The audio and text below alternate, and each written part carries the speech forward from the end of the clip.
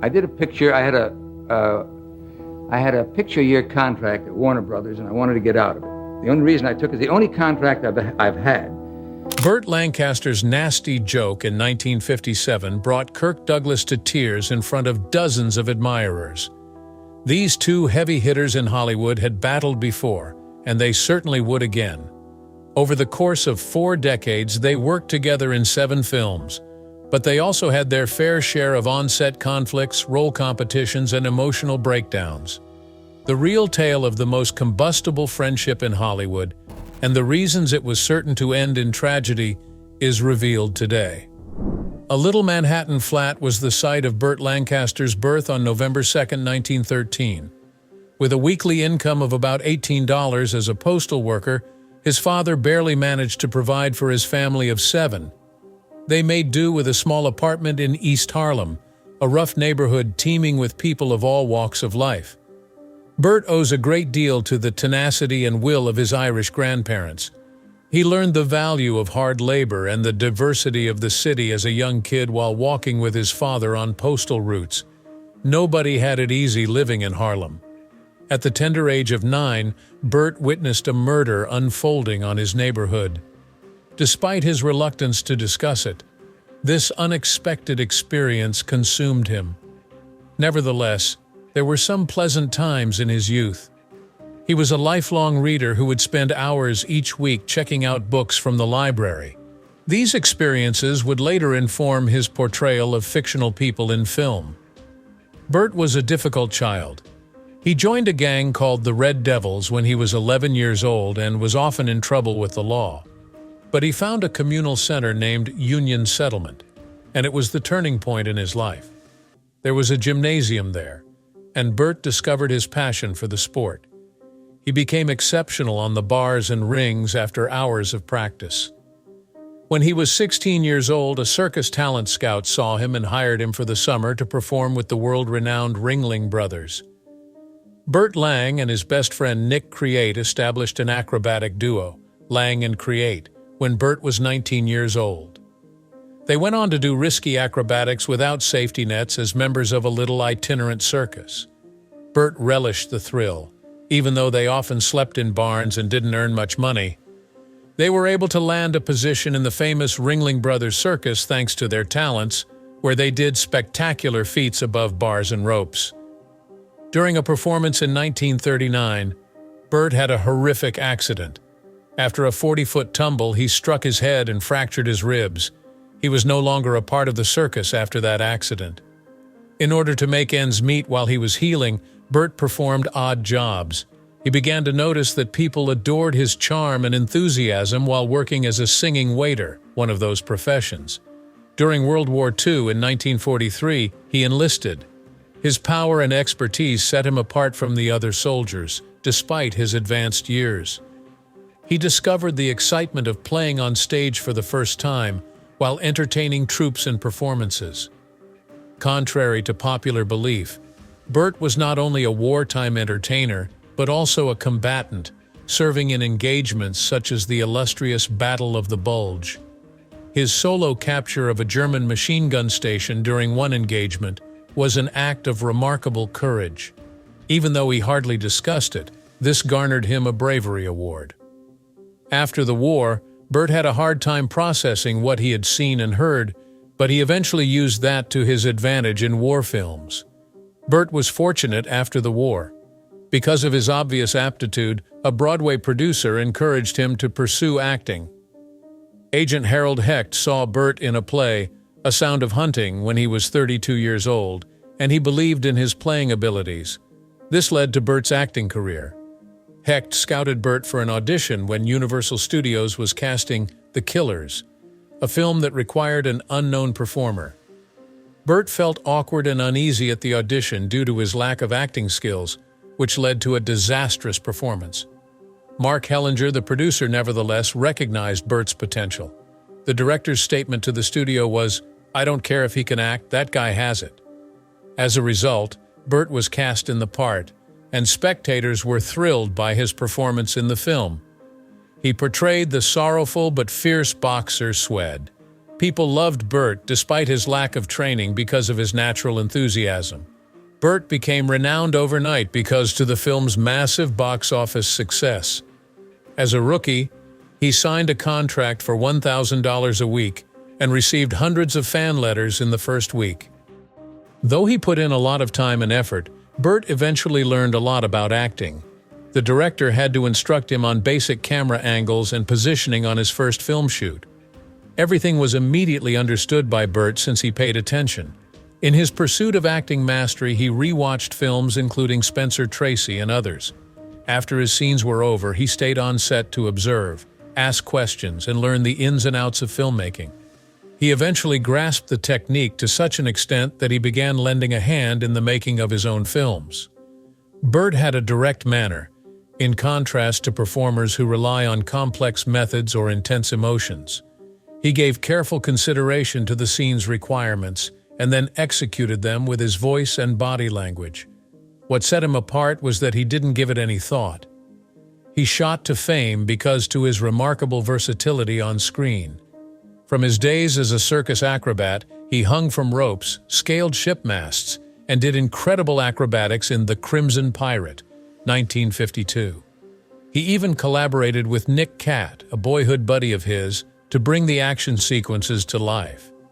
Not because he was unable to, but rather to mask his strong Brooklyn accent, Create remained silent throughout the film.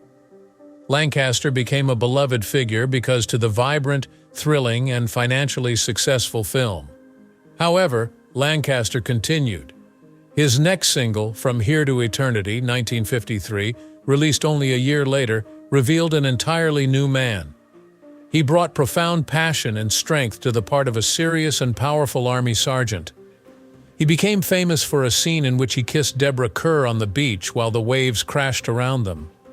The film was a financial smash, earning 8 Academy Awards, including Best Picture, in the process. Evidently more than simply a stuntman, Lancaster astounded audiences with his ability to go from comedic action parts to dramatic ones. In 1960, he was cast in one of his most daring parts to date in Elmer Gantry.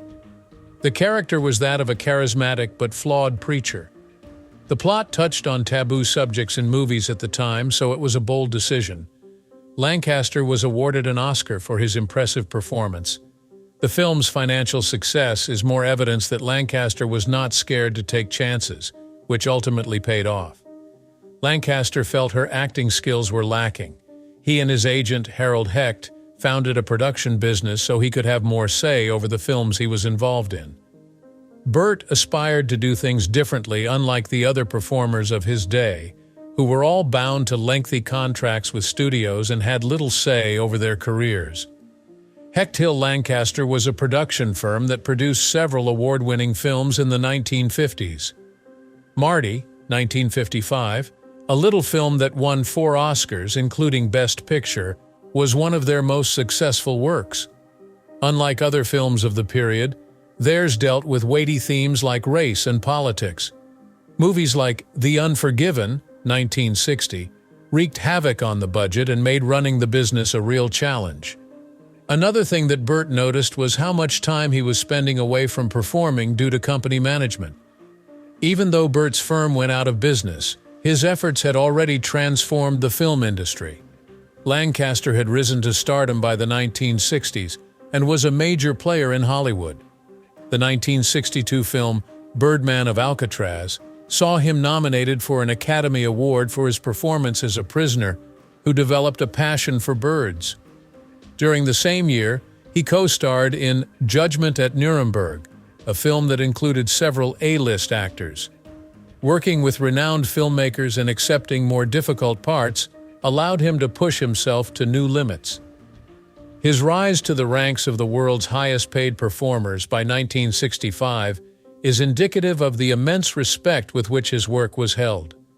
Burt Lancaster was more than simply an accomplished actor. He was also an innovator, a risk-taker, and a brilliant mind. His acting chops could convince you that he was a pirate, a soldier, or even a damaged preacher. He also proved that guts and imagination could triumph over financial constraints, which influenced changes in the film industry.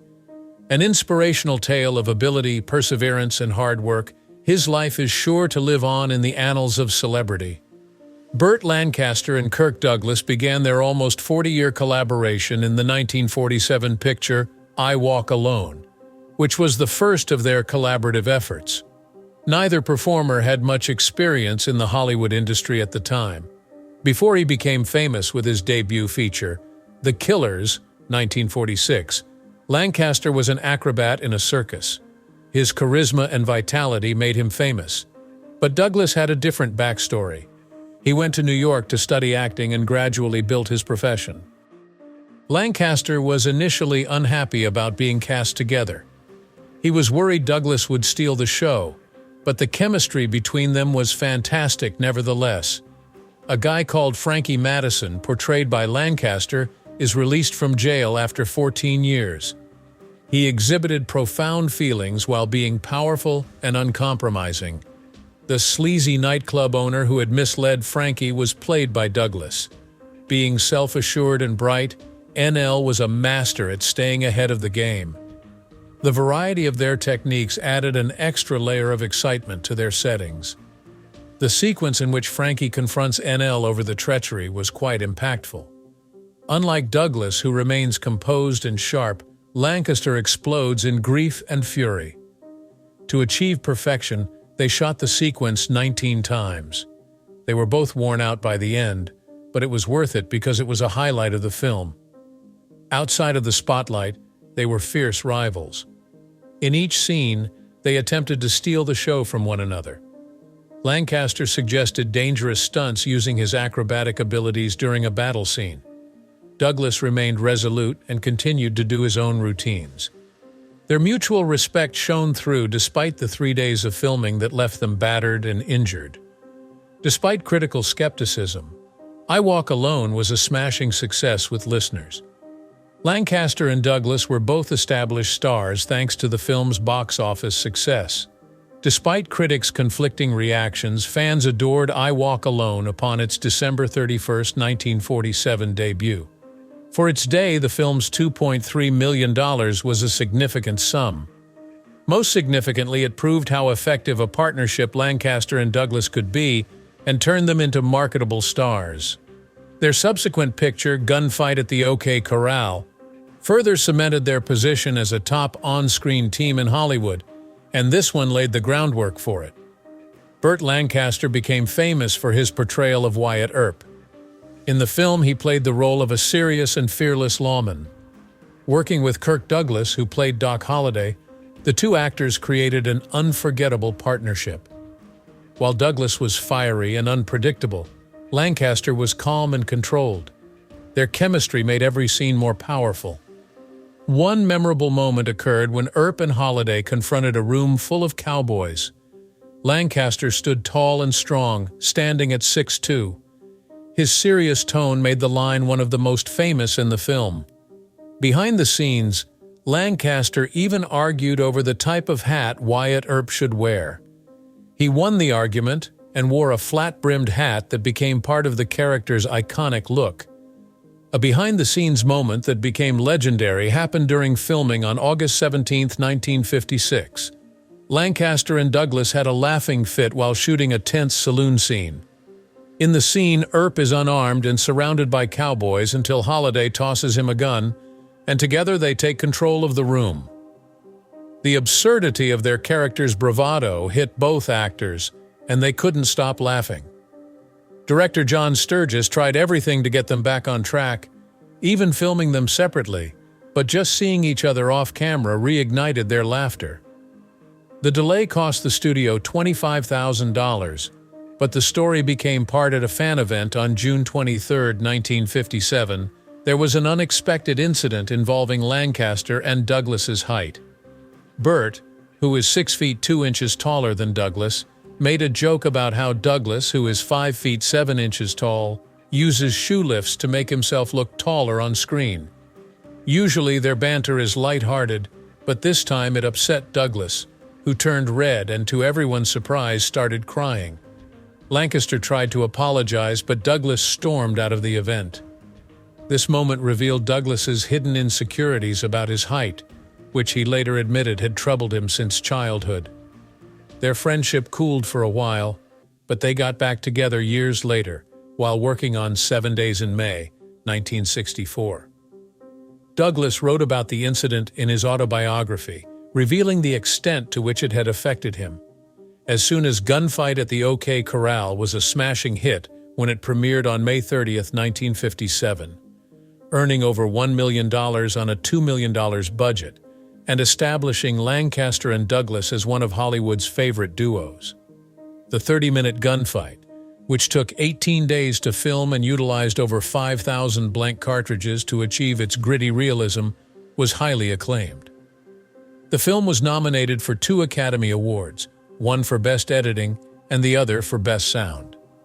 In The Leopard, 1963, Burt Lancaster played a Sicilian prince, a role that was considered too challenging for an American actor. However, he overcame this challenge by drastically altering his appearance, going gray with hair dye and gaining weight to portray the role of an elderly prince. Despite not knowing Italian, he worked hard to learn the lines phonetically and spoke them so convincingly that Italian audiences believed he was fluent. Lancaster spent months in Italy studying Sicilian culture and working with a coach to perfect his accent. The production was massive, costing $5 million, equivalent to about $45 million today. They built a whole Sicilian village and hired 5,000 extras for a grand ball scene. Lancaster even performed his own stunts, including dancing for 6 hours. A year later, Lancaster worked with Kirk Douglas in 7 Days in May, 1964, a film about a military plot to overthrow the U.S. government. This was their 7th movie together, and their chemistry was clear. The film's story was controversial, and the Department of Defense didn't want to help with it. But President John F. Kennedy supported the movie because he had read the book it was based on. He even let the crew film outside the White House. Lancaster played a tough general inspired by real-life military figures, and he gave a powerful performance. One scene with Douglas lasted over 7 minutes without a single cut, showing how intense their acting was. The movie cost $2.2 million, a big amount for a black-and-white film, but it earned back $3.65 million and was a hit. People loved its story about the dangers of military power, especially since it came out shortly after the Cuban Missile Crisis. Critics praised Lancaster and Douglas, and the film got 2 Oscar nominations. This role proved Lancaster was not afraid to take on serious and risky projects, and it made his reputation as an actor even stronger. The career of Burt Lancaster underwent a fascinating metamorphosis in the 1980s, when he began to play less conventional leading roles and more complex ones. One of the most notable of these shifts occurred with Atlantic City, 1980, in which he portrayed Lou Pascal, an elderly gangster who felt abandoned by a rapidly evolving society. The role was profoundly moving and powerful, and Lancaster received an Academy Award nomination for it. It proved that Lancaster, despite his advanced years, could still offer something unique to the screen. After Atlantic City, Burt kept surprising everyone with his choices. In Local Hero, 1983, he was Felix Haber, a quirky boss of an oil company in a story that mixed comedy and heartfelt moments. Then in Scandal Sheet, 1985, he played a tough tabloid editor. The role reminded people of his earlier gritty movies but had more depth because of his age and experience. In 1986, he took on an international project called Control, playing a CIA agent in a Cold War spy story. While the movie wasn't well known, it showed how fearless Burt was, even as he got older. In 1987, he gave a touching performance in Rocket Jagger, playing a grandfather gathering his family for his birthday. The story was about family, love, and growing old, and Burt handled it beautifully. 2 of Burt's later roles stand out. In Atlantic City, he gave an unforgettable performance as Lou Pascal, demonstrating how hard it is to let go of the past. His scenes with Susan Sarandon were full of chemistry, and one moment where he washes money with lemons became iconic. In Field of Dreams, 1989, Burt made a brief appearance as Dr. Moonlight Graham, but his role was one of the most moving parts of the film. He played a man who gave up baseball for medicine, and his line stuck with everyone. We just don't recognize the most significant moments of our lives while they're happening. It was a small role, but it was so powerful that it left a big impact. In Tough Guys, 1986, the final film starring Burt and Kirk Douglas, the two legendary actors reunited to play long-lost friends adjusting to life outside of prison. The film had action, comedy, and even some touching moments, and fans loved seeing the two actors together again, even though the film itself wasn't a smashing success. Burt's health had a rough go of it in his later years, but he bounced back fast. In 1983, he had major heart surgery, but he was back on set in no time. During filming of Rocket Jagger, he had emergency surgery for a gallbladder attack. Despite doctors telling him to rest, he was back on set in just 10 days. His tenacity demonstrated how much he loved acting. One of his last major projects was the TV miniseries Separate But Equal, 1991. Despite having trouble speaking due to a stroke, Burt worked with a therapist to complete the role. His health issues eventually forced him to retire, but his commitment to his craft never wavered. He had always pushed through challenges to give his best performances. Burt Lancaster's life off-screen was as full of drama as his movies. He got married 3 times and had 5 children. His first marriage was to June Ernst in 1935, during his early days as a circus acrobat. The marriage ended in 1946, just as Burt became a Hollywood star with his role in The Killers. After that, he married Norma Anderson. They stayed together from 1946 to 1969, and during that time they had 5 children: Bill, James, Susan, Joanna, and Sel. But their marriage wasn't happy. When Burt and Norma got married, she was already pregnant with their first child. To protect Burt's image as a Hollywood heartthrob, the studio claimed Norma was a young war widow. This lie was just the beginning of their troubles. Burt had many affairs while he was married to Norma. He was romantically involved with some of his co-stars, like Marlene Dietrich and allegedly Deborah Kerr, during the filming of From Here to Eternity. Norma eventually filed for divorce in 1969, citing extreme cruelty. She won custody of their youngest children and received a large share of their wealth, valued at over $2 million. Years later, Burt remarried. In 1990, at the age of 77, he wed Susan Martin. They remained together until Burt's death in 1994. His ex-wife Norma still considered herself married to him due to her Catholic faith. Burt was a very private man. Despite being one of Hollywood's biggest stars, he didn't like talking about his personal life.